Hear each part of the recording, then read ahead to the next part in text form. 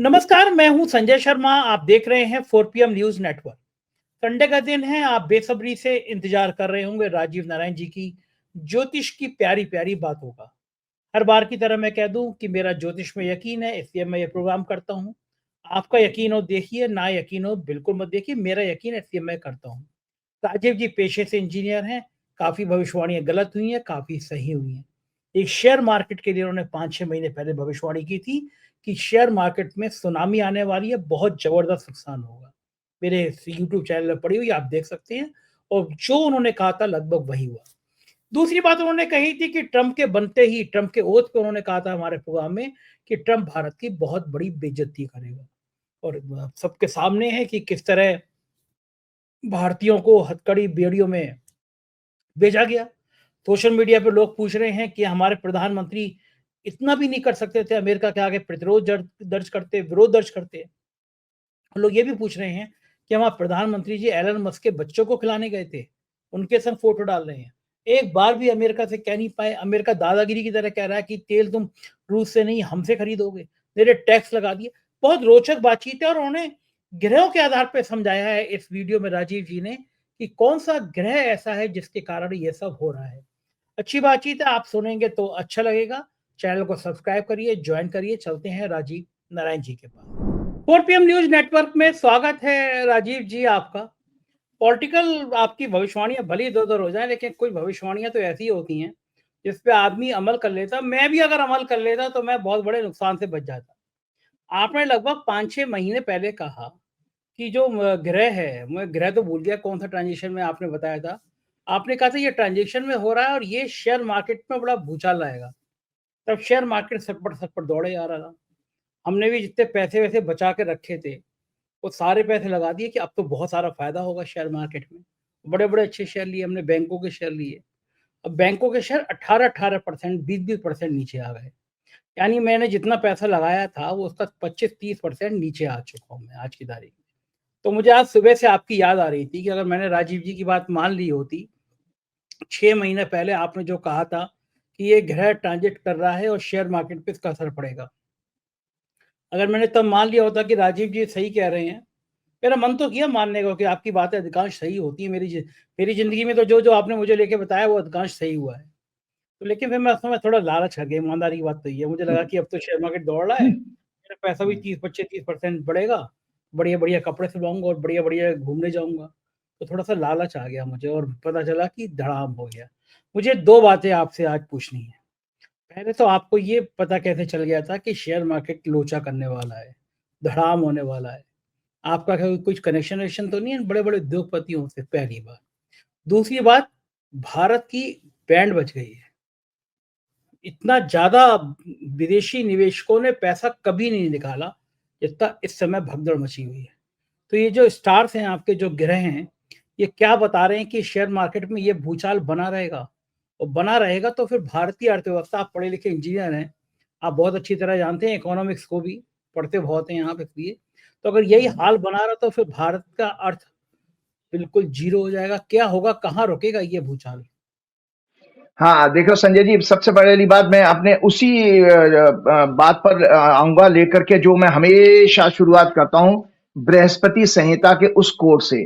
ग्रहों के अधीन ही ये संपूर्ण संसार है। ग्रहों के अधीन ही सभी श्रेष्ठ मनुष्य, राजनेता और अन्य महत्वपूर्ण व्यक्ति होते हैं।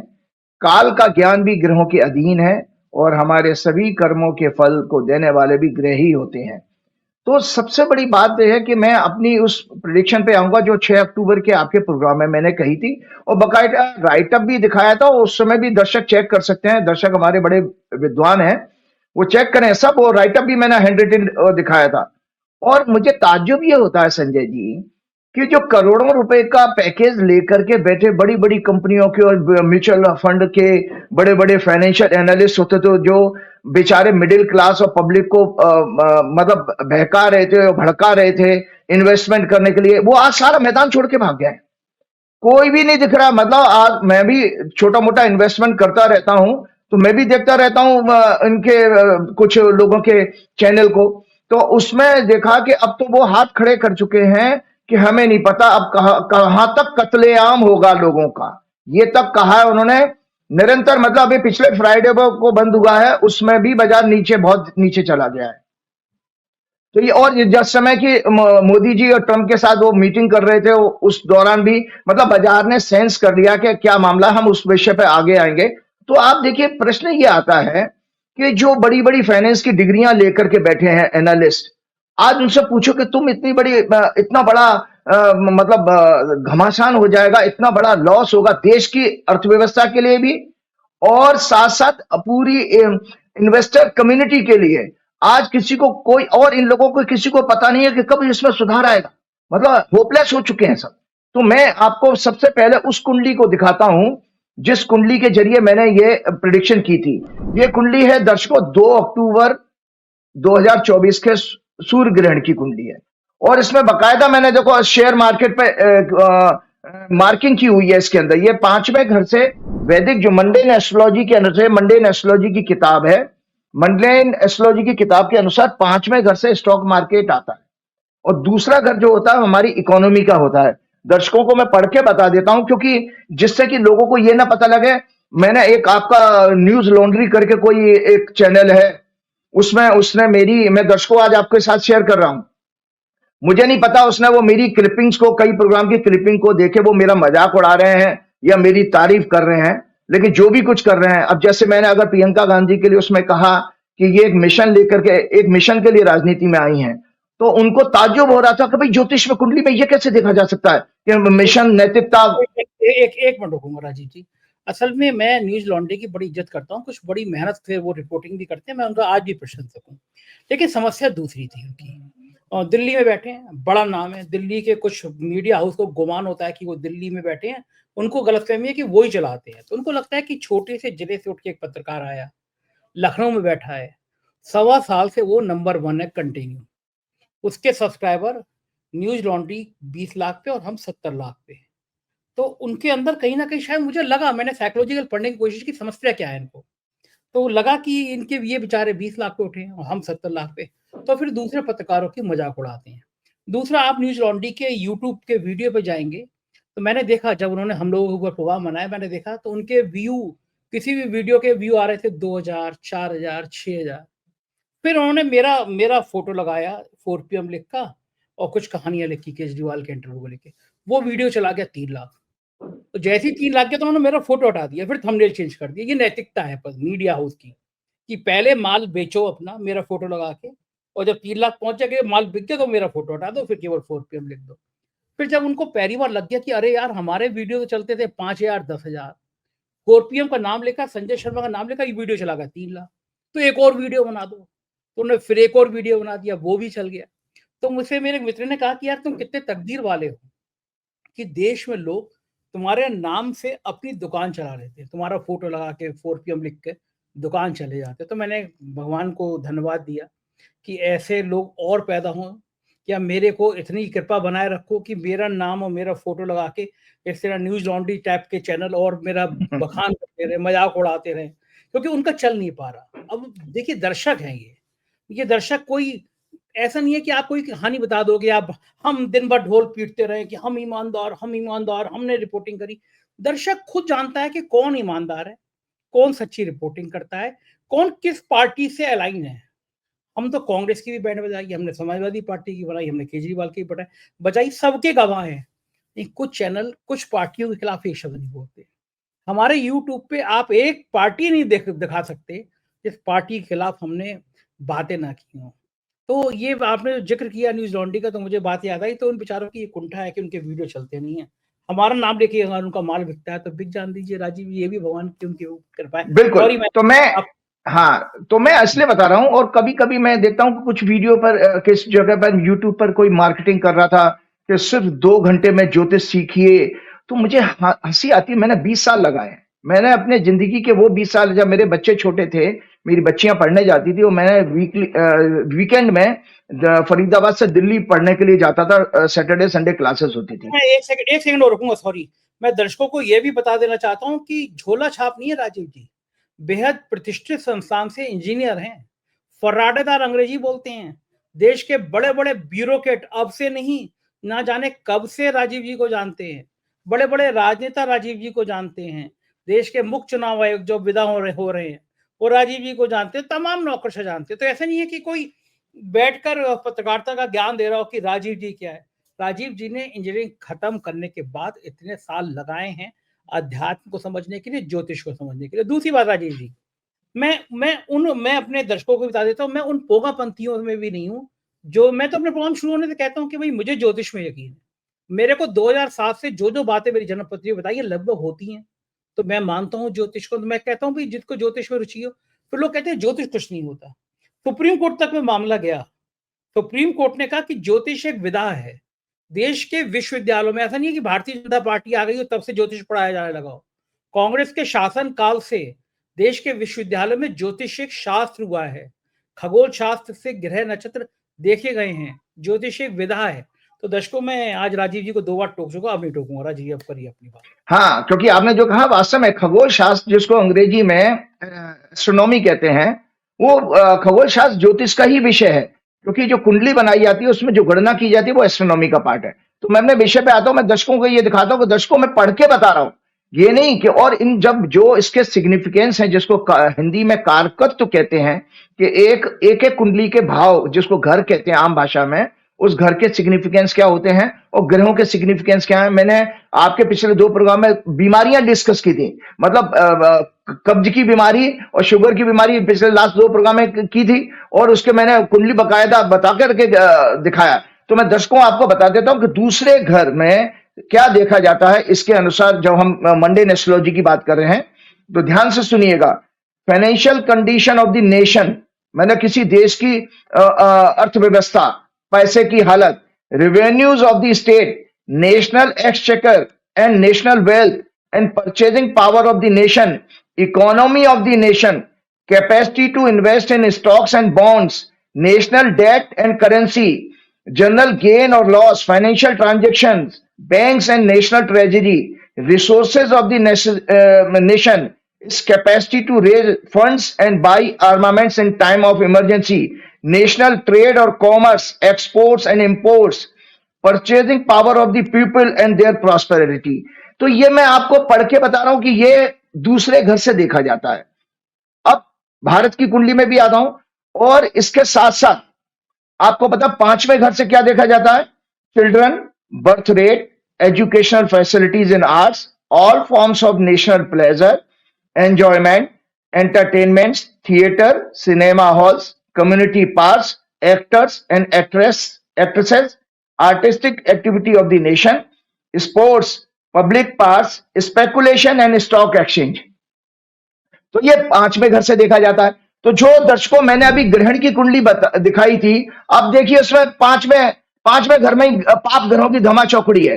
मतलब जो ग्रहण पड़ा था वो 5वें घर में पड़ा था, जो मैंने पुस्तक से आपको बता दिया, पढ़ के सुना दिया।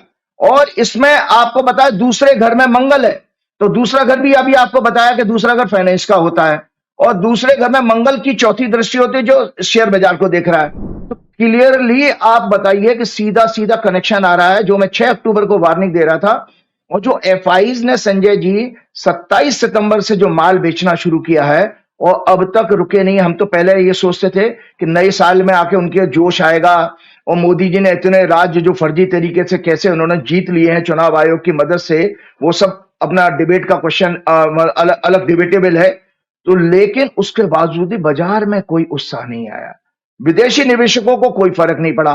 उनको पता है कि देश किस तरह से गर्त में जा रहा है और जाने वाला है, क्योंकि जब तक आप 80 करोड़ से ज्यादा लोगों को बेवकूफ बना के 5 किलो अनाज पर भ्रमित करते रहोगे, और प्रोपेगेंडा, जो मैंने लास्ट प्रोग्राम में आपके फेक न्यूज का बताया कि कैसे प्रोपेगेंडा कैंपेन के जरिए आप देश में गुडी गुडी तस्वीर दिखा रहे हो, और सबसे ज्यादा दुर्गति होती है मिडिल क्लास की। देखो गरीब तो गरीब है ही, लेकिन संजय जी मान के चले सबसे ज्यादा दुर्गति मिडिल क्लास की होती है।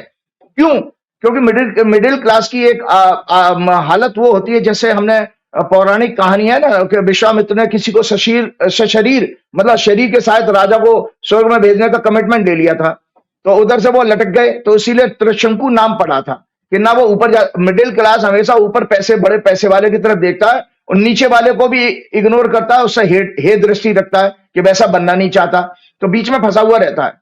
और यही क्लास ऐसा है जो सबसे ज्यादा वोकल है, जो आपकी मतलब सोसाइटी को इन्फ्लुएंस कर सकता है अपनी, क्योंकि इंटेलेक्चुअल तो होता है, लेकिन ये भी सुस्त और मतलब कामचोर, निकम्मा और लालची और स्वार्थी हो चुका है। तो ये आपके सामने मैं बता रहा हूं दर्शकों, ये मैंने रिटन आपके पिछले प्रोग्राम में भेजा था। मैं उस पोर्शन को पढ़ के सुनाऊंगा जो मैंने, ये वापस दोबारा आप लगाइएगा, देखा है क्या। मैंने इस हॉरोस्कोप पर डिस्कशन करते हुए ये भी कहा था कि स्टॉक मार्केट के और स्कैंडल खुलेंगे, प्राइस मैनिपुलेशन, स्टॉक मार्केट में भारी गिरावट से आम निवेशकों को भारी नुकसान होगा। ये 2 अक्टूबर का इंडियन टाइम के अनुसार ग्रहण 9:13 पर शाम को रात 9:13 पर पड़ा है। ये इंडिया में नहीं दिखा, पर एस्ट्रोलॉजी के एंगल से इसका जियोपॉलिटिक्स पर और देश पर अवश्य प्रभाव पड़ेगा, क्योंकि एस्ट्रोनॉमी की घटना तो है। हाँ, ये मतलब इससे हमारी एक चीज पूरी हो गई। बहुत सारे जोशी और संत महात्मा पंगा पंडे ये कहते हैं, अरे भाई ग्रहण हमारे यहाँ नहीं दिख रहा।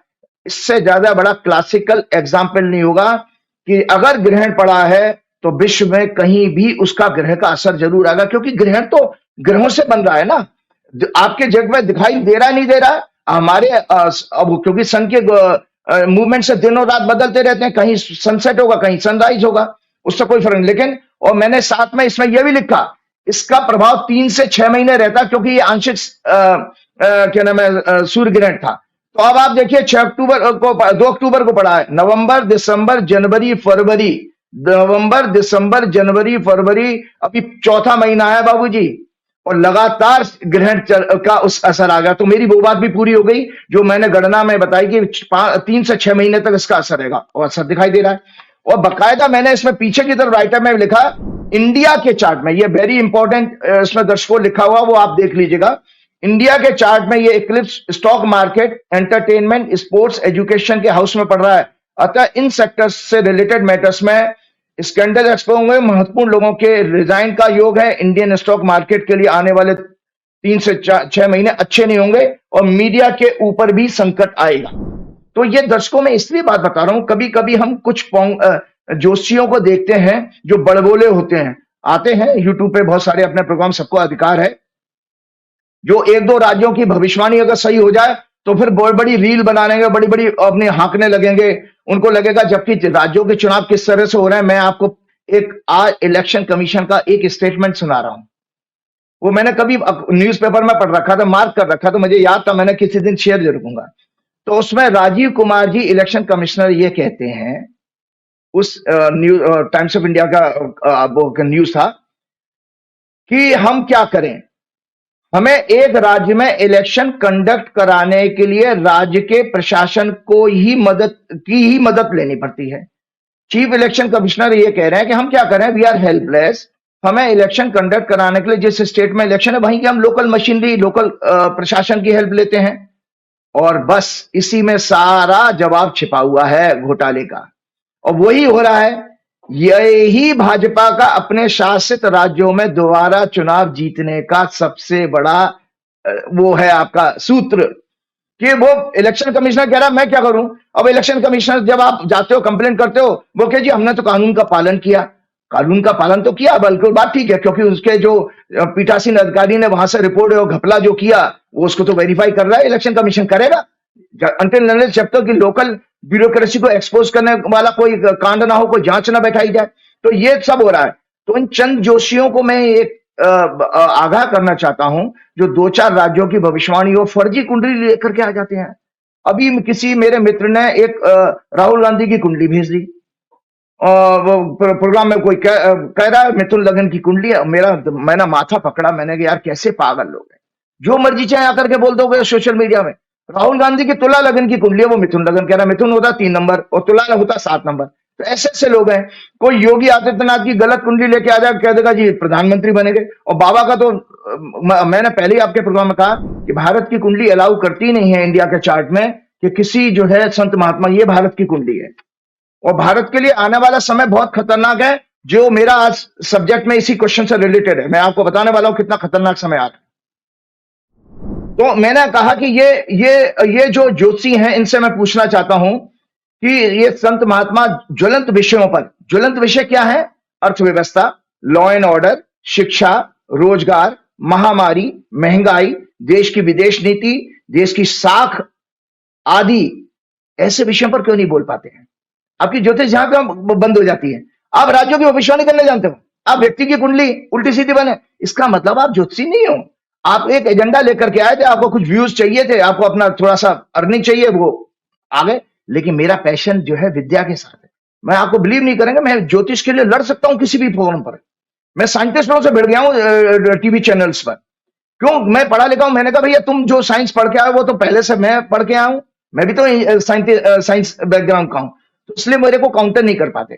तो मैंने कहा कि तब देखिए, वो अगर आपको इन सब्जेक्ट पर जानकारी होगी तभी आप राजगुरु राजज्योतिषी बन सकते हो, क्योंकि राजा को राजा की पॉलिसी पर आप तभी गाइड कर सकते हो। और देखिए कितना पढ़ता लिखता हूं, एक आज किताब दिखा रहा हूं मैं, मोदी जी की तरह से टोटल पॉलिटिकल साइंस में तो मैंने डिग्री हासिल नहीं करी है। ये देखिए, ये राजनीति शास्त्र के मूल सिद्धांत, ये 1900 कितनी किताब की खस्ता हालत हो चुकी है, 1994 की बुक है ये। क्योंकि मेरे परिवार में कई प्रोफेसर हैं, बल्कि डिग्री कॉलेज के प्रोफेसर भी हुए जो पॉलिटिकल साइंस के सब्जेक्ट से संबंध रखते थे। तो मुझे पढ़ने का बहुत शौक है। तो मैं आज आपको बताना चाह रहा हूं कि इन ज्योतिषियों को ये जानना चाहिए। इसलिए मैं कह रहा हूं कि समाज इससे, देखिए समाज को कहीं से तो ज्ञान आएगा। आप बोलोगे नहीं, बताओगे नहीं, तो समाज सीखेगा कैसे? कैसे गाइड हो? तो मैं आपको बता रहा हूं, वाराहमिर जो राजा विक्रमादित्य के राजगुरु थे, उन्होंने जो ज्योतिषियों के गुण बताए हैं, मैं उनको पढ़ के सुना रहा हूं। गणितेषु प्रवीणो यः शब्द शास्त्रे कृत श्रमः न्यायविद बुद्धिमान देशादि कालज्ञो जितेंद्रिय उहापहो पटु होरा स्कंद श्रवण सम्मतः मैत्रेय सत्यताम याति तस्य वाक्यम न संशय। मतलब बारामेर ऋषि कहते हैं उसके पास मैथमेटिकल एबिलिटी होनी चाहिए किसी ज्योतिष की गणना में, डिलीजेंट हो, लैंग्विस्टिक हो, मतलब उसको कई भाषाओं का ज्ञान हो, न्यायविद हो, जुडिशियल बैलेंस करना जानता हो, so that he can synthesize conflicting indication of planetary witnesses and yet reach a sound judgment. Intelligent होना चाहिए. One needs to knowledge about geography, the tradition, the culture and social condition. मतलब knowledge of psychology and sociology भी उसको ज्ञान होना चाहिए. योगी होना चाहिए, उसके ऊपर सेंसरी कंट्रोल होना चाहिए। कि सेंसरी कंट्रोल कैसे कहते हैं कि आप सत्ता के तलवे चाटने वाले नहीं हो, क्योंकि सत्ता क्या है? माया है, और मेरे को कोई प्रभाव नहीं करता। जबकि देखो, आप दर्शकों को पता है कि मैं हर पॉलिटिकल पार्टी के बारे में बोलता ही हूं, बीजेपी के साथ मेरा उठना बैठना, लेकिन मैंने उनकी जो कमियां उनकी कुंडली में है वही बताता हूं, कि व्यक्तिगत तो मेरा किसी से कोई द्वेष भाव है नहीं। तो और the ability to look at an event from many angles, इसको आर्ट ऑफ इंटरप्रिटेशन कहते हैं। मतलब एक चीज को समझाना है मुझे, आज मुझे अर्थव्यवस्था के ऊपर समझाना है, तो मैं देखिए इतना 20 मिनट क्यों लगाए हैं, क्योंकि मुझे सब्जेक्ट को पूरे लोगों को समझाना है। कि देखिए कि और फियरलेस स्पीच होना चाहिए। वो भगवान ने हनुमान जी की भक्ति की वजह से मुझे दिया कि मुझे जो कहना है, क्योंकि जो सत्य है वो मुझे बोलना आता है। और प्योरिटी होना चाहिए, स्पिरिचुअल पर्सन होना चाहिए। तो प्योरिटी ऑफ हार्ट है मेरे अंदर बिल्कुल, क्योंकि मेरे को विद्या से प्यार है, अपनी प्रतिष्ठा से प्यार नहीं है। मैं कमेंट सुनता भी नहीं, देखता भी नहीं हूं क्या लोगों ने लिखा, let them express their opinion. वही हम किसी को रोक नहीं सकते, उनको जिसको जैसा सब्जेक्ट समझ में आए वो बोलेगा, बताएगा, मुझे कोई दिक्कत नहीं है। लेकिन मुझे सब्जेक्ट को बताना है और सत्यता के साथ बताना है। तो आज मैंने इसीलिए बात कर रहा हूं। मुझे दुख ये होता है कि आज भी वो फाइनेंशियल एनालिस्ट और स्टॉक मार्केट के बड़े बड़े दिग्गज ये नहीं कह सकते कि ये फॉल कहां तक रुकेगा। लेकिन मैं आज आगे की भविष्यवाणी करने जा रहा हूं। दर्शकों, ये जो इंडिया की कुंडली है जो मैंने आपको दिखाई है, दर्शकों आज एक कुंडली और मैं दिखाने जा रहा हूं। ये कुंडली मंगल राशि बदल रहा है भारत के चार्ट में, सॉरी मंगल जो है कि दशा शुरू होने वाली है। ज्योतिष का सिद्धांत है संजय जी कि आपकी कुंडली में कैसे ही ग्रह बैठे हों, उन ग्रह का परिणाम जब तक नहीं आपको मिलेगा जब तक ग्रह की दशा नहीं आ जाए, उसको अंग्रेजी में कहते हैं उस प्लेनेट का इन्फ्लुएंस का पीरियड नहीं आ जाए। जैसे कि हम दशा का इफेक्ट आम भाषा में लोगों को यह समझाते हैं कि आपने छत का पंखा लगा रखा है, सीलिंग फैन, आप नीचे बैठे हैं, उसकी हवा आपको महसूस नहीं हो रही क्योंकि पंखा बंद है।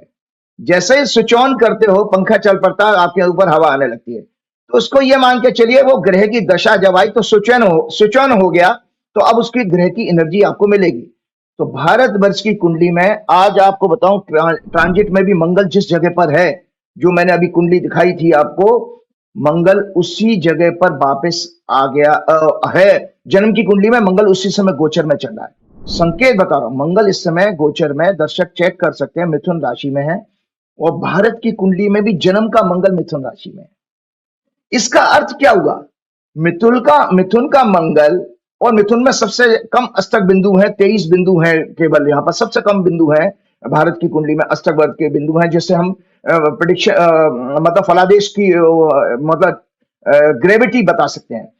तो संजय जी, जो मिथुन के मंगल ने तांडव कोहराम अभी मचा रखा है शेयर बाजार में, 6 सितंबर 2025 को, दर्शक डेट नोट याद करके ना, 6 सितंबर 2025 को इस मंगल का 7 बरस का पीरियड शुरू होने जा रहा है। और मैंने आपके पिछले 2 प्रोग्राम में कहा था कि चंद्रमा की 10 साल की दशा 2015 से शुरू हुई थी, 2025 के 5 सितंबर 2025 तक रहेगी। और इस चंद्रमा की दशा में जो भी कुछ हमने देखा, मोदी जी का उदय हुआ, अरविंद केजरीवाल आए, 2015 के बाद के सीक्वेंस को देखते चले जाइए, और भावनात्मक मुद्दे हावी हो गए, जिसमें रियल मुद्दे पीछे चले गए। आप कुछ भी देश में चल रहा हो, कुछ भी अर्थव्यवस्था हो, बेरोजगारी हो, महंगाई हो, एक जरा सा कोई झुंझुना पकड़ा दीजिए, दर्शक मतलब ऑडियंस मतलब पब्लिक हो, उसी को बजाने लगती है कि मोदी जी ने अगर 12 लाख की इनकम टैक्स की मतलब बेनिफिट दे दिया, मतलब नो टैक्स का, तो दर्शक जनता उसी में खुश हो गई, वोट दे दिया उसने। किसी को 2100 रुपए महिला को अनाउंस कर दिए महिलाओं के लिए, उसी में हो गए। तो आपने भावनात्मक, या आपने हिंदू मुसलमान करा दिया, बटोगे कटोगे करा दिया, या आपने यूसीसी बिल का, जो भी मुद्दे आए तो भावनात्मक आए। और मैं बार बार बता रहा हूं, मंगल जो है लॉजिक और रीजनिंग का सिग्निफिकेटर होता है, और 5वें घर से लॉजिक और रीजनिंग भी देखी जाती है।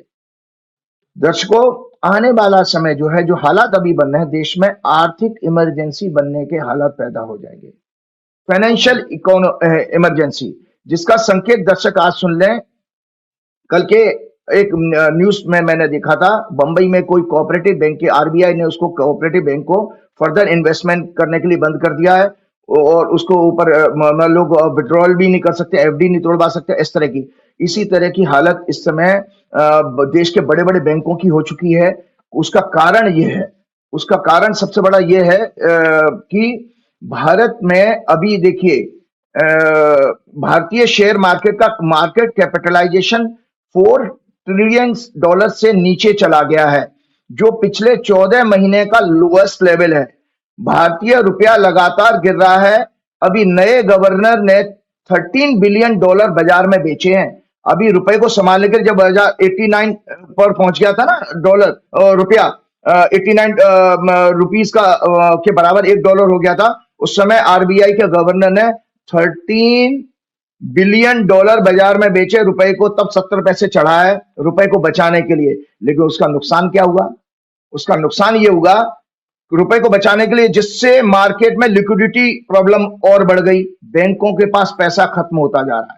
एफआईज ने सबसे ज्यादा बैंकिंग सेक्टर में बिकवाली की है। आप कह रहे हैं ना बैंक वगैरह में आपने लगा रखे, सबसे ज्यादा बैंकिंग सेक्टर में बिकवाली करी है। हालात यह है कि सरकार, आरबीआई के सभी प्रयास रिलायबल नहीं है और बेअसर साबित हो रहे हैं। देश की भोली भाली जनता, देशद्रोही गोदी मीडिया, अंधभक्त, आरएसएस, वीएचपी और तलवे चाटने वाले अफसर, ये जाने या न जाने, परंतु विदेशी निवेशक, बैंक, संस्थाएं इस सत्य को जान चुकी हैं। देखिए, एफआई जो है इमोशन से नहीं आते हैं यहाँ पर, वो आपको प्योर बिजनेसमैन में पैसा लगाने आते हैं। उनको पता है कि भाई ये तो अब खड्डा खुद चुका है और भरने वाला नहीं है, कितना ही कोई प्रयास करे।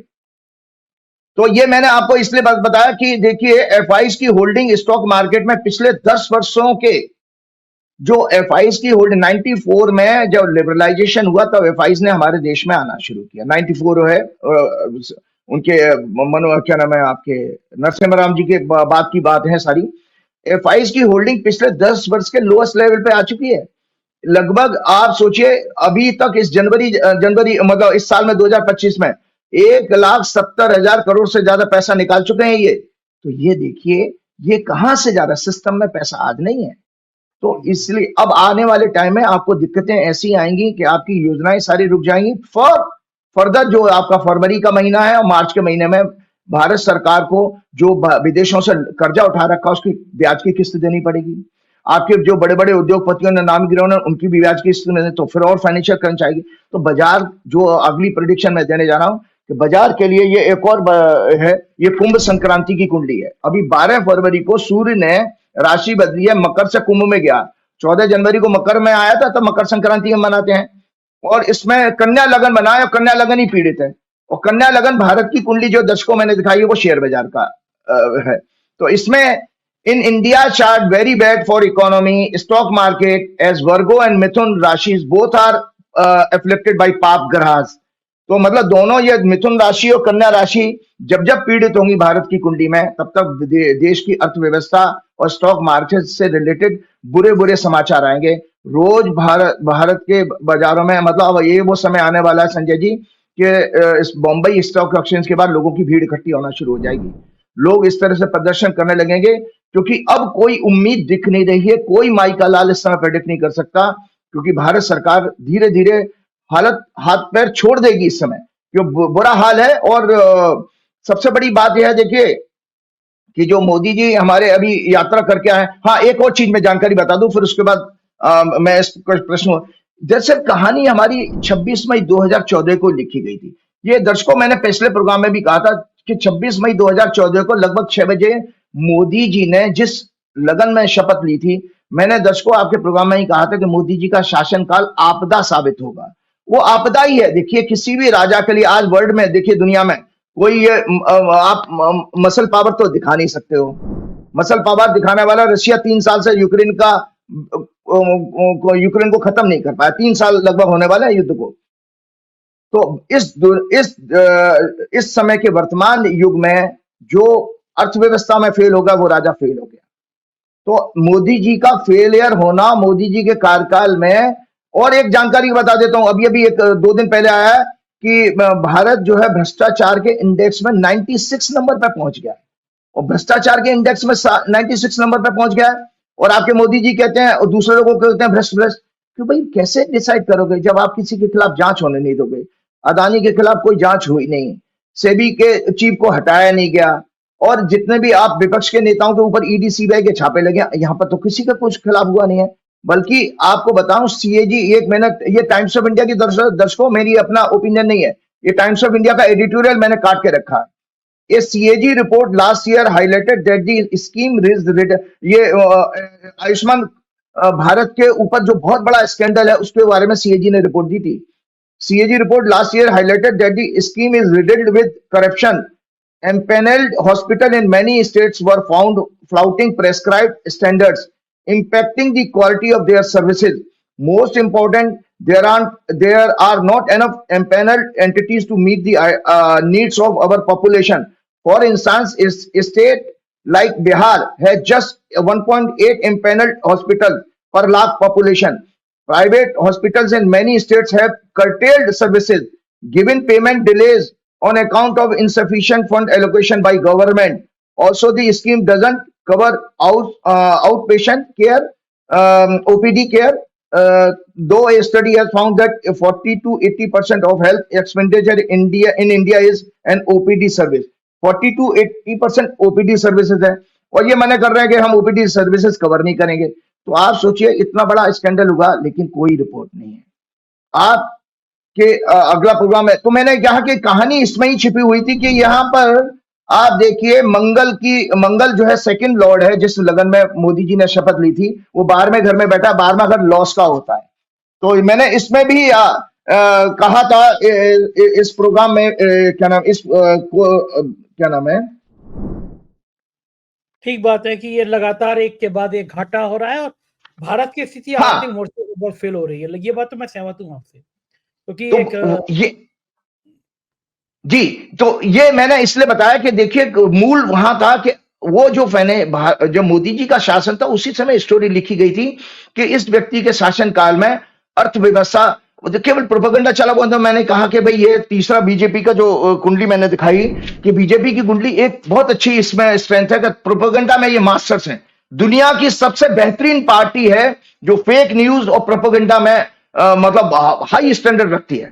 तो उसी का नतीजा था कि उन्होंने हर उस भावनात्मक मुद्दे को आगे करके देश की असली तस्वीर को छिपाया है।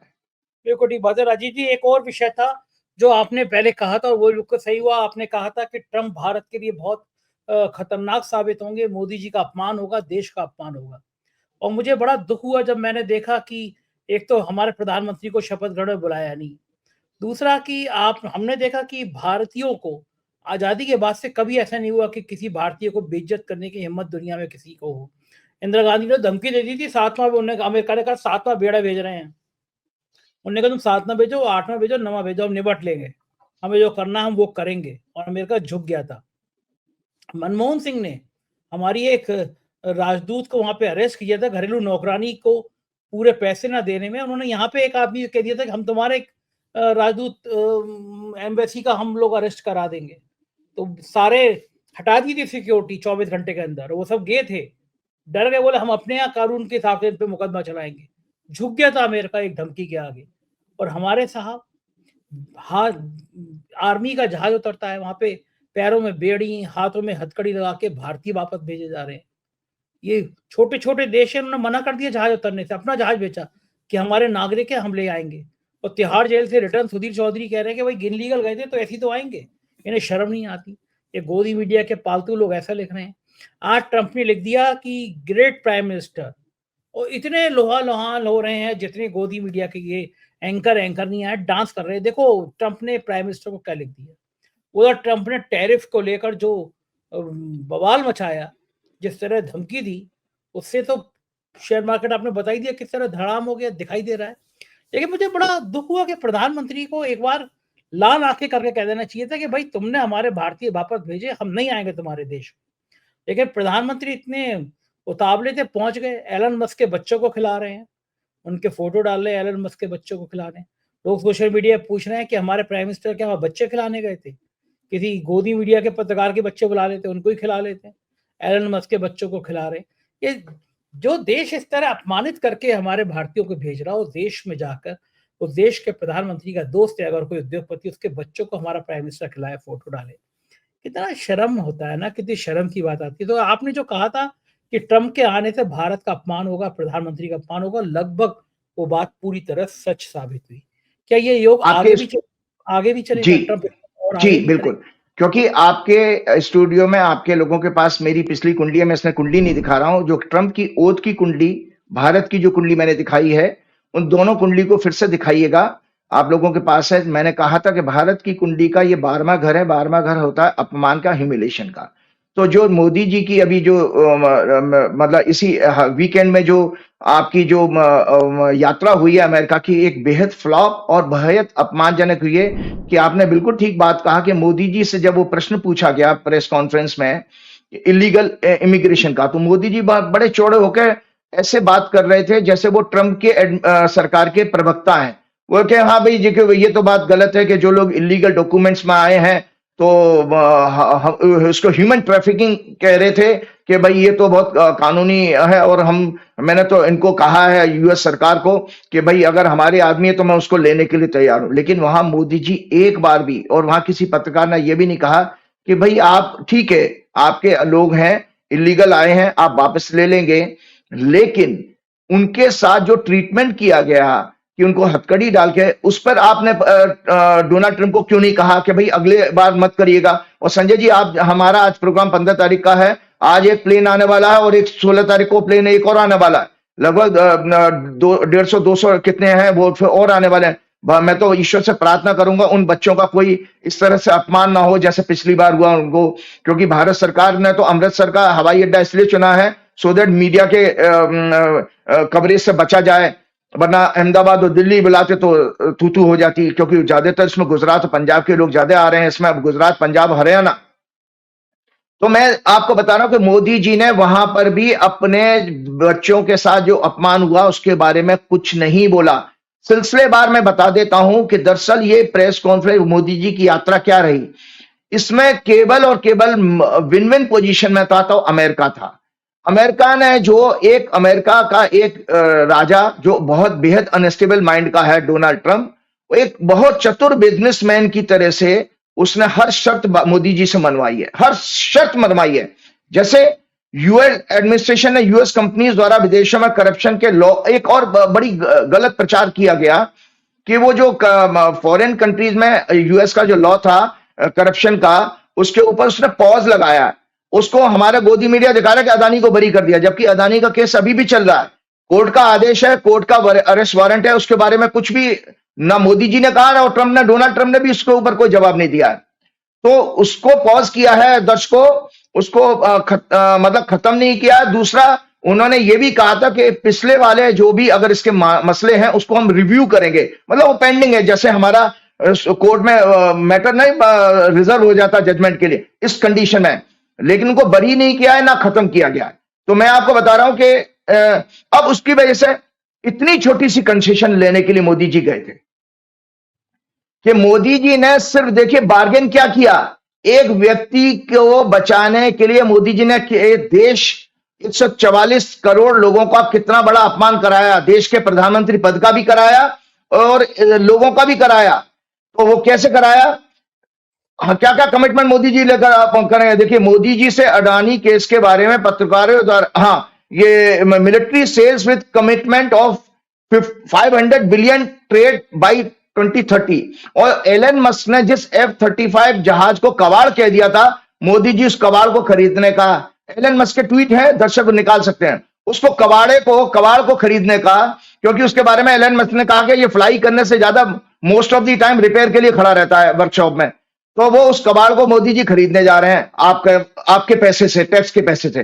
सो military sales with commitment of 500 billion trade by 2030, $500 billion easing tariff of US companies. Trump said India has more tariff than other countries. मतलब मुंह पे आपको वो धमका रहा है, मुंह पे उसने कह दिया, उसने कहा क्या भाई, ब्रिक्स कंट्री तो खत्म हो चुके, मोदी जी वहां सामने बैठे हुए हैं।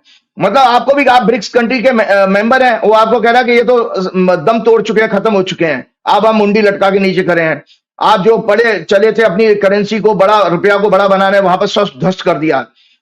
और साथ में उसने क्या कहा आपसे कि आप जो रूस से जो सस्ता कच्चा तेल खरीद रहे हो, अब तेल हमसे खरीदोगे। तुम हमारे यहाँ ब्यूरोक्रेसी में, आपको बताया, जब राजीव कुमार फाइनेंस सेक्रेटरी थे, तो और जो भी मेरे मित्र जब सेक्रेटरी थे, मैं उनके दफ्तर में जाता था, तो पीएमओ से जब फोन आ जाता, दर्शकों मैं बता रहा हूं, हमारी ब्यूरोक्रेटिक भाषा अभी भी अंग्रेजों के टाइम वाली है, जो आपस में इनका जो वार्तालाप होता है। तो वहां से जैसे पीएमओ से किसी आईएएस अधिकारी का टॉप ऑफिसर का फोन आ गया, सेक्रेटरी वगैरह का, तो सर सर सर सर, फौज में भी इसी तरह के सर सर सर, तो मोदी जी भी yes sir yes sir yes sir करते रहे। क्या कि मोदी जी ने यूएस से ऑयल एंड गैस खरीदने का भी कमिटमेंट कर दिया है। मतलब उसने कहा, लुक, वहां सस्ता तेल नहीं खरीदो, हमसे खरीदो। तो उसको अपनी इकोनॉमी चमकानी है। और इसके अलावा पन्नून केस में जब उससे कहा गया, तो पन्नून केस में भी यूएस ने क्या जवाब दिया, US has said safety of American is there top priority. Pannun उनका नागरिक है, अब वो नागरिक सिख हो कोई भी हो, इसीलिए खालिस्तान मुद्दे पर भी ट्रंप ने कोई जवाब नहीं दिया है कि आपके देश में खालिस्तान मतलब इंडिया विरोधी नारे लगते हैं। तो मैं आपको बता रहा, कंप्रोमाइज हो रहे हैं। और मोदी जी का देखिए, और इसके अलावा यूएस ने क्या कहा, US has offered to mediate in India China border issue. इसका मतलब क्या होगा कि भारत ने मान लिया कि भारत और चीन का कोई सीमा विवाद है। तो मोदी जी जो संसद में बयान दे रहे थे, ना कोई आया है ना कोई घुसा है, तो वो तो बात गलत हो गई। संसद में दिया हुआ बयान कि आपने वहां पे, आप अमेरिका को कहते भैया आपको कोई जरूरत नहीं, हमारा कोई बॉर्डर डिस्प्यूट नहीं है, लेकिन आप वहां पर उसका मीडिएशन वो ऑफर कर रहा है, आप उसको सुन रहे हैं। इसका मतलब यह है कि भाई देखिए, Modi government has accepted that there is a issue with China and Modi is finding very weak in dealing with that. मतलब मोदी जी का 56 इंच का सीना सुकड़ के 36 इंच का रह गया है कि मोदी जी ने मान लिया कि वरना आप किसी दूसरे देश को मना कर दे, भाई हम कैपेबल है, हम अपने आप हैंडल कर लेंगे, ठीक है। और दूसरी बात, इसके अलावा मैं आपको बताऊं कि जो है और दो जहां वहां की रिपोर्ट, जो कई मीडिया चैनल्स ने, जो विदेशी चैनल ने कैसा कहा, BBC reported the meeting was largely symbolic with little substantive progress on trade dispute, writer focus on human right concerns, criticizing both leaders for sidestepping discussion on democratic values and press freedom। और आपको पता है कि जो है Friday को stock market दोबारा गिर गया। क्यों गिर गया कि मोदी जी से, देखो एक और चीज किया है उन्होंने कि CNN reported that Trump's tariff could hit developing countries particularly hard, specially India. उदाहरण के लिए 2022 में US average tariff rate on imports from India was 3%, मतलब यूएस जो 3% टैरिफ चार्ज करता था, और भारत जो है अमेरिकन इंपोर्ट्स को 9.5% चार्ज करता है। तो 6.5 का गैप है। तो हमने कहा लुक इसको बराबर करो। तो इसका मतलब है हमारा लगभग कोई मोटा मोटा कोई इकोनॉमिस्ट को सुना 3 लाख करोड़ रुपए और हमारी ट्रेजरी से जाएगा, क्योंकि वो जो टैक्स हमको मिल रहा था वो हमारा कम हो जाएगा। तो आप पता है मोदी जी ने हमेशा, इसीलिए अब आप देखिए मोदी जी से जब वो प्रश्न अदानी वाला पूछा गया तो मोदी जी कितने गुस्से में आ गए। मोदी जी ने तुरंत कहा कि भाई ये देखिए व्यक्तिगत विषय था और ये फलाना ठिकाना, जो उनकी बॉडी लैंग्वेज, मतलब किसी ने एक प्रोग्राम में सुन रहा था तो उसमें कहा कि कोई बॉडी लैंग्वेज एक्सपर्ट इसको अच्छे ढंग से एक्सप्लेन कर सका। तो मैं उस सज्जन को कहना चाहता हूं, इसका मोदी जी का हाथ इस तरह करके कहने का मतलब, क्या बकवास की बात करता है, देशी भाषा में करें, बंद करें अपनी दुकान। तो ये इसका आशय ये था। मोदी वॉज वेरी अनकंफर्टेबल, क्योंकि मोदी जी ने जो जवाब दिया था वो उसका जवाब ही नहीं था। जैसे कि मान लीजिए आप परीक्षा में जाइए और आपको कोई गणित का कोई क्वेश्चन आ जाए और गणित का वो क्वेश्चन आपको आता नहीं है, तो आप उसमें लिख के आ जाए गाय हमारी माता है, इसके अलावा हमें कुछ नहीं आता है। तो वो वहां पर आप गाय के ऊपर निबंध लिख के आ गए। तो मोदी जी ने वहां पर कह रहे हैं वसुदेव कुटुंबकम, जबकि जवाब ये था कि भाई क्या आपने अदानी के केस के बारे में डोनाल्ड ट्रंप से कोई बात की? तो वो मोदी जी वसुदेव कुटुंबकम का वो बात कर रहे हैं, वो फिलोसफिकल स्टेटमेंट है, वो अब बताइए उसमें भी कॉन्ट्रडिक्शन है संजय जी। दर्शक जान ले, इसकी पूरी संस्कृत का वर्ड है वसुधा इव कुटुंबकम। वसुधा इव को मिला, वसुदेव बन गया, संधि जब हुई, इव कुटुंबकम मतलब पूरी, वसुधा कहते हैं पृथ्वी को, इव माना ही, वसुधा पृथ्वी ही पूरा परिवार है। तो अब आप बताइए, मोदी जी कहते हैं कि भाई हमारी फिलॉसफी तो ये, फिर आप ये हमारे इलीगल हो या लीगल हो, उनको काय को भेज रहे हो हमारे को? इसका मतलब मोदी जी जो कह रहे थे, फिर तो रखो अपने देश में भाई। आप कौन के भैया, हमारी संस्कृति ये कहती है कि वसुधा पूरी एक परिवार है, तो परिवार का एक हिस्सा आदमी यहाँ रहे या वहां रहे, लीगल रहे या लीगल इलीगल है, रखो उनको। तो आप नहीं कह पाए। तो आप जो कह रहे हो वो उस पर चरितार्थ नहीं कर रहे हो, उसको तो मतलब आपको पता ही नहीं है, उसको नॉलेज ही नहीं है। आपको स्पीच लिख के दे दी जाती है, बक देते हो। क्यों? वैसे भी देखिए मुझे एक हैरानी होती है संजय जी, जल्दी जल्दी वो, उसके बाद हम अपना लास्ट क्वेश्चन जो लेंगे टॉपिक, कि मोदी जी की जब जब डिग्री का केस आता है तो एएसजी तुषार मेहता क्यों फाइट करने चले जाए, डिबेट करने चले जाते हैं। गुजरात यूनिवर्सिटी का आया तब भी तुषार मेहता, मतलब एक सॉलिसिटर जनरल इतना हल्का आदमी हो गया कि डिग्री जैसे छोटे केस को से बचाने के लिए वो भाग जाता है।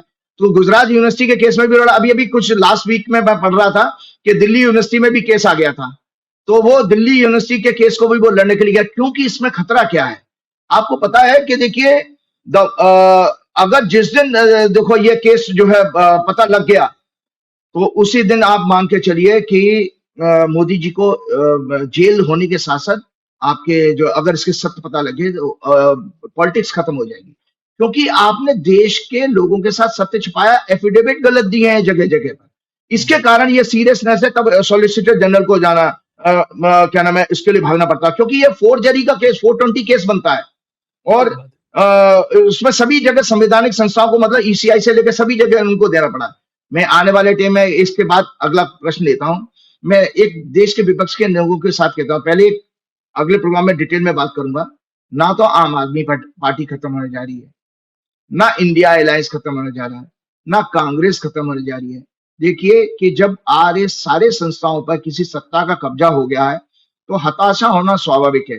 प्लस जनता भी सत्य को नहीं जानना चाहती है, तो उसमें जिम्मेदारी वैसे राजनीतिक नेताओं की होती है कि उस सत्य को जनता तक पहुंचाना चाहिए। और एक बहुत चौंकाने वाला बात और बताता हूं कि जो मंगल का मैंने ये बताया, मंगल जो है, मंगल और शनि कन्या राशि को देखेंगे, क्योंकि उस समय शनि मीन राशि में होगा। जब मंगल राशि बदल रहा है भारत की कुंडली में, मतलब सॉरी, जब मंगल की दशा शुरू हो रही है उस समय कन्या राशि पीड़ित हो रही है। कन्या राशि हमारे, जो मैंने किताब दिखाई थी मंडे एस्ट्रोलॉजी की, उसमें संतान का भाव होता है 5वां घर। आपको जानकारी के लिए बताते हो, एक बहुत बड़ी समस्या आ रही है पूरे दक्षिण भारत में, इस चीज से जूझ रहे हैं वो, कि आपके चंद्रबाबू नायडू ने भी कहा कि ज्यादा बच्चे पैदा करो। विश्व के जापान से लेकर कई देश परेशान है, चाइना में परेशान है कि लोग अब बच्चे पैदा करने के लिए प्रमोशन और वो जो है अलग अलग तरीके से स्कीम्स दे रहे हैं।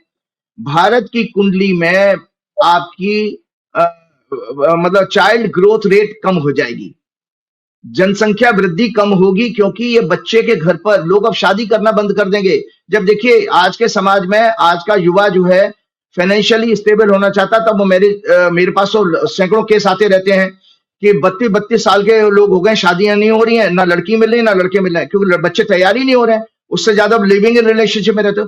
तो आने वाले टाइम में इन 7 वर्ष में मंगल की दशा में चाइल्ड ग्रोथ रेट भारत की कम होने वाली है। जो भारत कभी युवा देश बनता था, धीरे धीरे हम बूढ़े लोगों का देश बनते चले जाएंगे, क्योंकि मंगल और शनि की जहां पर दृष्टि हो वहां उस ग्रोथ को खत्म कर देते हैं, संतान भाव को।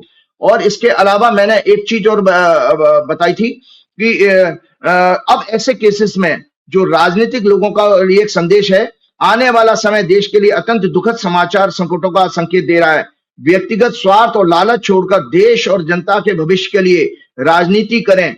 असंतोष, किस तरह का असंतोष? शिक्षा, भ्रष्टाचार, बेरोजगारी, महंगाई के कारण छात्र युवाओं के आंदोलित होने का समय ग्रहों के कारण दिखाई दे रहा है। छात्र और युवा आंदोलित होंगे जो अभी तक नहीं हो रहे थे। तो ये किसी का सब्जेक्ट नहीं है, कोई राहुल गांधी, कोई केजरीवाल नहीं, ये काल तैयार कर रहा है। सभी राजनीतिक पार्टियों को स्कूल, कॉलेजेस, यूनिवर्सिटीज में जाकर छोटी छोटी मीटिंग्स के द्वारा छात्रों को, युवाओं को एजुकेट करके अवेयरनेस बढ़ाने का काम करना चाहिए। उसके बाद ही ये बच्चे घर घर जाकर, गांवों जाकर, शहर शहर जाकर सारी जनता को जागृत करने का काम करें। देश में भ्रष्टाचार, महंगाई, बेरोजगारी चरम सीमा पर है और इसमें आगे भी और वृद्धि होगी। भ्रष्ट और देशद्रोही मीडिया अफसरों को भी इस बात की चेतना जगाने का काम इस युवाओं को करना चाहिए। अन्यथा आपको जो मैंने बात कही है कि वास्तव में आर्थिक इमरजेंसी के हालात दिखाई दे रहे हैं, क्योंकि जो महीना अभी कुंभ राशि में सूर्य आया, ये स्टॉक मार्केट में ही का लगन बना है, तो संकेत आप लोगों के सामने। इसके साथ साथ एक चीज मैं और कहना चाहूंगा, अभी हाँ, इसका खतरा और दिया था अभी एलएनटी के चेयरमैन ने। एक एलएनटी के चेयरमैन बड़े कंट्रोवर्सी में आ गए थे। वो कह रहे हैं कि भाई आप 90 घंटे काम किया करो, क्या बीवी को ताड़ते रहते हो, बीवी आपको देती रहती है। उन्होंने सज्जन ने एक चौंकाने वाला बयान दिया है। भाई वो बड़ा एलएनटी का चेयरमैन है, नॉलेजेबल है, टैलेंटेड है, तभी उस पोजीशन पर पहुंचा। उसने खतरा जो बताया है कि उन्होंने ये कहा है कि देखिए इस समय स्थिति ये है कि हमको जो फ्रीबीज मिल रही हैं और या डायरेक्ट कैश ट्रांसफर हो रहा है लोगों के, गरीब लोगों के खाते में, उसका नतीजा हुआ है कि उनको अलग अलग प्रोजेक्ट पर लेबर मिलना बंद हो गई है, जिसके कारण उनके प्रोजेक्ट, उन्होंने खतरा बताया, उनके प्रोजेक्ट्स पूरे नहीं हो पा रहे, क्योंकि लेबर आती नहीं है, क्योंकि उनको जब घर में ही पैसा मिलने, मतलब हम एक तरह से अपनी जनता को, युवाओं को, अपनी जो वर्क फोर्स है उसको निकम्मा बना रहे हैं। दूसरा उन्होंने एक खतरनाक बात बताई थी कि अभी एक नया ट्रेंड आ रहा है। बोले जब मैं इंजीनियर था तो मैं अगर दक्षिण भारतीय हूं तो मुझे उत्तर भारत में ट्रांसफर किया, मैं चला जाता था, लेकिन आज का युवा इंजीनियर अगर वो साउथ इंडियन है तो नॉर्थ में नहीं जाना चाहता, नौकरी छोड़ देगा। और यही हालत उन्होंने आईटी सेक्टर की भी बताई है, सब पेपर में आया है। उन्होंने आईटी सेक्टर में भी कहा कि अगर कंपनियां कहती हैं कि ऑफिस में आओ, तो वो वर्क फ्रॉम होम की उनको ऐसी लत लग गई है कि वो वर्क फ्रॉम होम के बजाय अगर आप ऑफिस में बुलाओगे तो वो नौकरी छोड़ देते हैं। तो इस तरह से वर्क फोर्स में डायरेक्ट प्रॉब्लम आना शुरू हो गई है। इसका कारण ये है, देखिए दर्शकों, ये एक कुंडली को ध्यान से समझिए। धर्म, अर्थ, काम, मोक्ष, 4 पुरुषार्थ वेदों में कहे गए। धर्म, अर्थ, काम, मोक्ष। तो आपको पता है काम कहते हैं डिजायर को। तो तीसरा घर, छठवां घर और 11वां भाव, ये काम त्रिकोण कहे जाते हैं। अगर ये पीड़ित हो तो आपका युवा, आपकी जनता निकम्मी होती चली जाएगी, जिसकी चिंता सुप्रीम कोर्ट ने भी की है कि ये फ्रीबीज पैरासाइट बना रही है, जो क्योंकि इससे फिर क्या है, देश की प्रगति, देश की ग्रोथ एकदम खत्म हो जाएगी।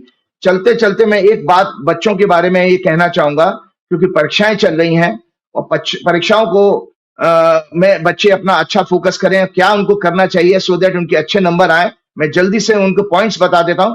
According to mental health professionals, flawed education system and rising pressure of exam and employment are the main cause of student suicide. Parents remedy क्या है? Parents should not pressurize the child, rather they should support them in the subject of their interest. They should always motivate them. In today's time, rather parents need counseling. Parents को ज्यादा जरूरत है counselling की, क्योंकि अपने सारे सपने उनके ऊपर थोप देते हैं। Don't discourage the child through the judgment pressure by maintaining grandma's rules. Grandma का rule क्या हुआ था early and healthy eating, enough sleep of 8 hours, sports, daily, light exercise, walking in park, avoiding alcohol, aerated drinks, high intake of sugar, chocolate, ice cream, junk food. One can manage daily pressure. Parents should constantly monitor thought of child. They should listen them patiently. In this way, their emotional and negative thoughts can be channelized. While in pressure, children should detoxify them with 20 times deep breathing through stomach. जो मैं हमेशा कहता हूं कि पेट से गहरी सांस 20 बार लीजिए, एकदम आपका माइंड कंट्रोल होना शुरू हो जाए. Drinking a glass of water and at least 1 kilometre walk. During exam they should avoid electronic gadgets like mobile, TV and social media platform. They should always be in company of people who have positive mindset and creative attitude. They should practice meditation if they can. Meditation is an art of conditioning of mind.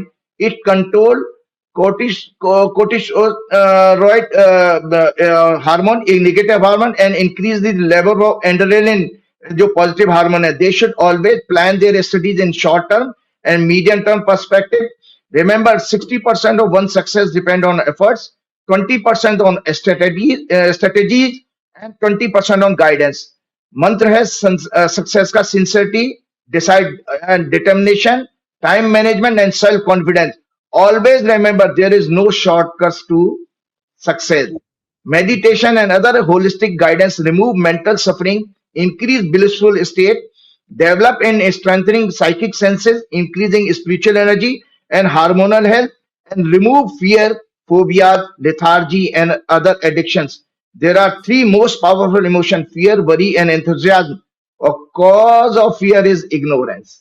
So हमेशा एक famous quote याद रखिएगा, nothing is to be feared, it has to be understood through चिंतन.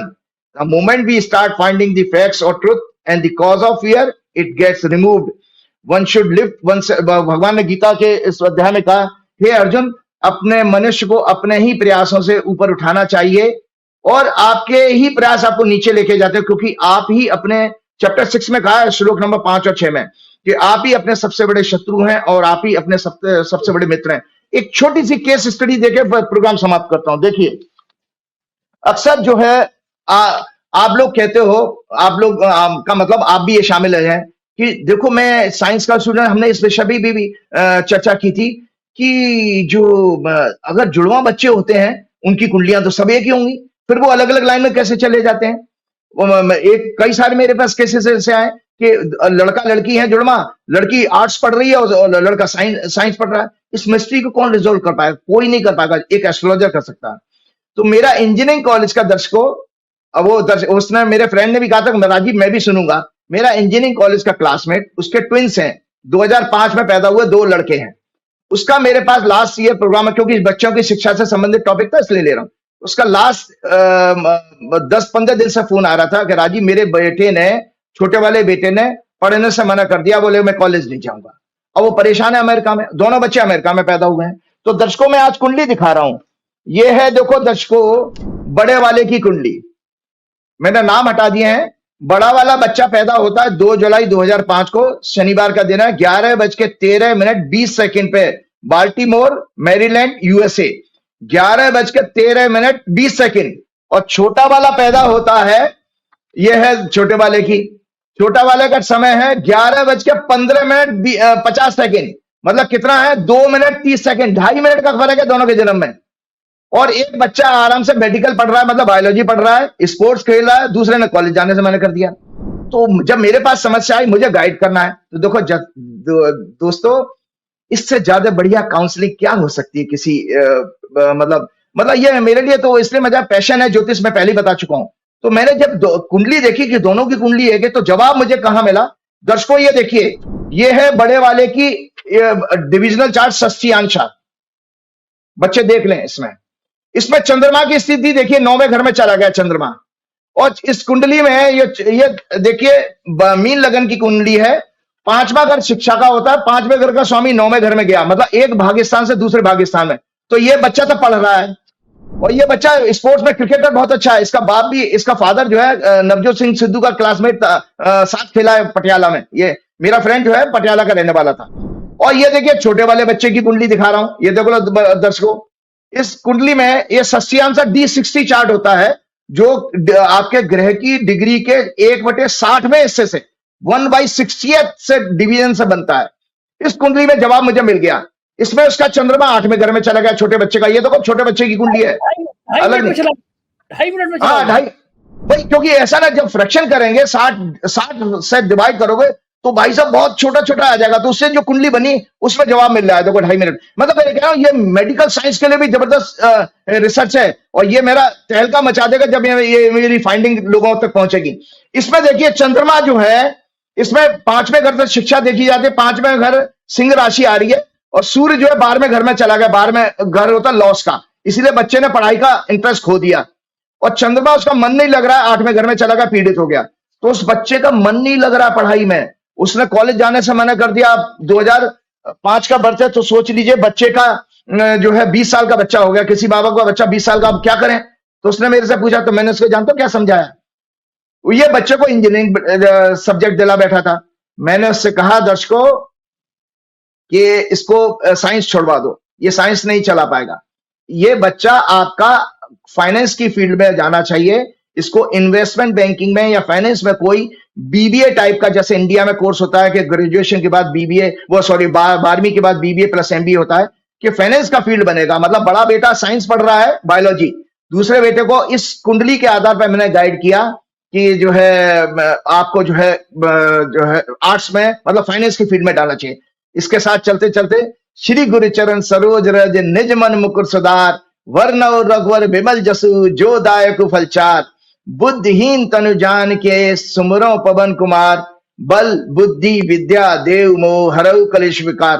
हे बच्चों, आप लोग अपने study table पर सरस्वती माता की, एक हनुमान जी की आशीर्वाद वाली कोई फोटो जरूर लगा के रखिए। और आपको मेरी तरफ से बहुत बहुत शुभकामनाएं परीक्षाओं के लिए। माँ बाप को भी बहुत सारा जो है शुभकामनाएं कि आप अपने बच्चों का ध्यान रखिए, हमेशा मोटिवेट करिए। इसके बाद जय श्री राम, जय हनुमान। बहुत बहुत शुक्रिया राजीव जी, थैंक यू। तो ये थे राजीव नारायण जी, और उनकी भविष्यवाणियां मुझे यकीन है कि आपको अच्छी लगी होंगी। आपके प्यार भरे कमेंट का मुझे इंतजार है। Thank you.